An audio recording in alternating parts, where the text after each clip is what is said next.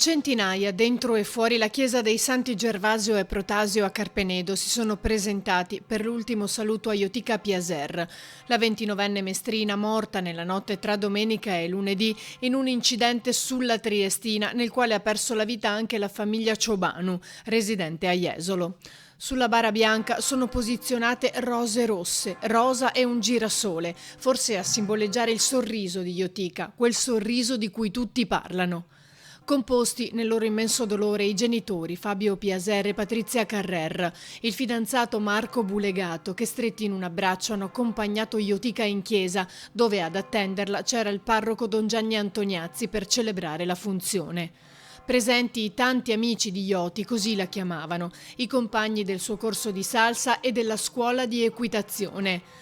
I colleghi suoi e del papà, dentista all'ospedale dell'Angelo e titolare di uno studio a Mestre dove Iotica lavorava da qualche tempo. Anche la presidente del Consiglio Comunale di Venezia, Ermelinda Damiano, ha voluto portare il suo saluto. Tutti commossi nel ricordare il sorriso, l'allegria di Ioti.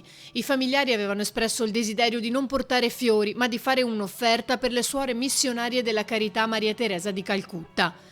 Iotica viveva a Chirignago, si era diplomata al liceo Stefanini di Mestre e laureata in scienze politiche, relazioni internazionali e diritti umani.